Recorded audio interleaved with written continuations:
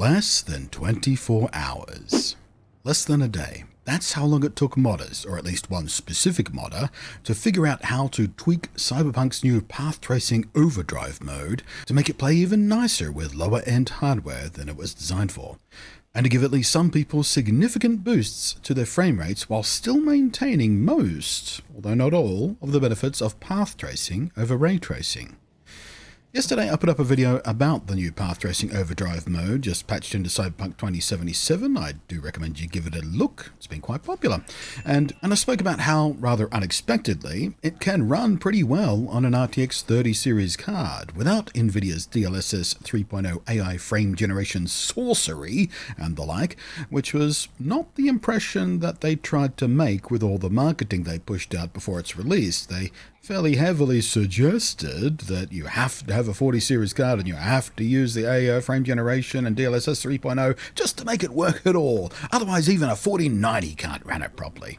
That wasn't the whole truth. I mean, it wasn't a lie, but it wasn't the whole truth.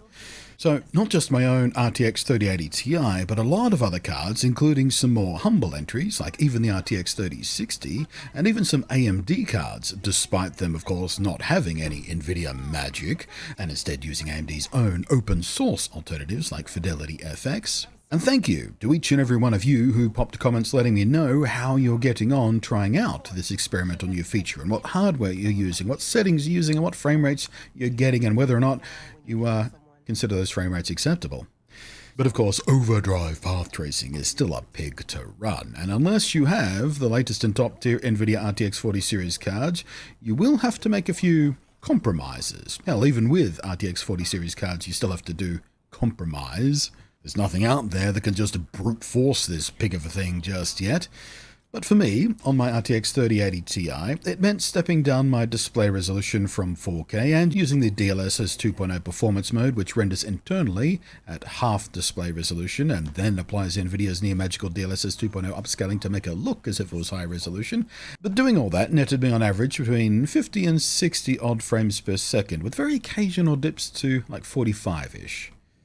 Not ideal, but good enough for how I play this game most often, and I'd rather make that sacrifice in frame ideals to have a richer, more immersive world, because that's what this game is about. It's not a mindless, high-paced run-and-gun FPS, although you can play it run-and-gun FPS if you want, but at its core, it is an RPG, which means the immersion and the world mean more, to me as a player at least, and certainly to my general gameplay style and how I approach this game. But as you've been seeing, I am now able to scrape back up to 20% more frames, bringing me up to 60 FPS at a far more consistent level than I was before, even scraping the arse hair of 70 FPS here and there. And all this without changing a single setting. Well, not changing a single setting on the settings page.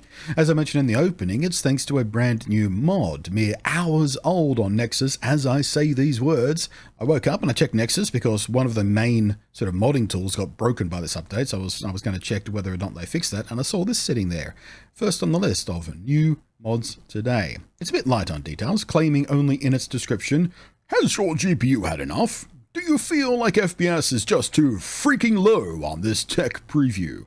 Well, I have the solutionTM for you."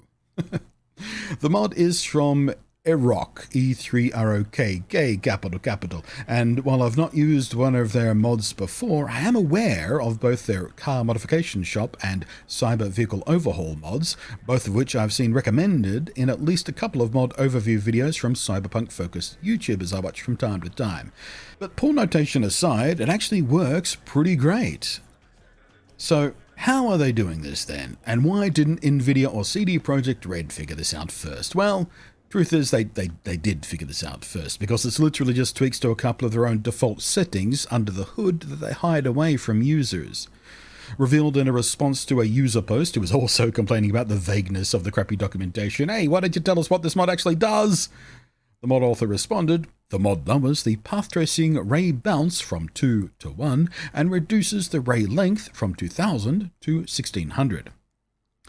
So in softer layman's terms, if you will, it only lets each ray of light bounce around once instead of twice, which will have the effect of making the path tracing work more like the normal ray tracing does, which also only uses one bounce, but you do still keep the advantage of path tracing, still affecting the entire scene.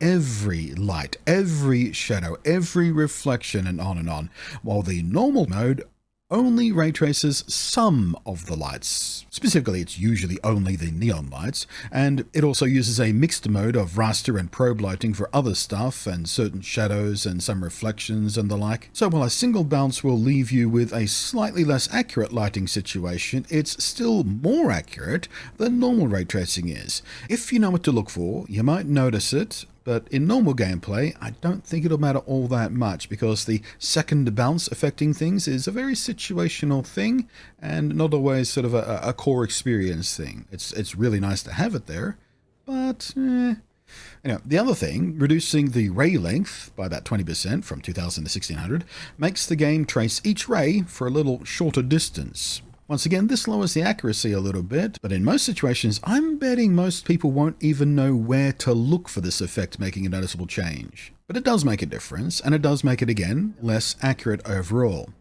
So, while I can tell the difference, most of the time if I go looking for it, it is rather subtle, and it's one of those compromises I'm okay with making. Sure, the path trace lights and shadows are just a little less accurate, but you still get all the other benefits over regular ray tracing. And that, to me, is more significant. And I know a few of you struggle to see the difference between existing ray tracing and this new path tracing stuff, because not all side-by-side comparisons will make it obvious. And yeah, it is often subtle, but other times it's not so subtle.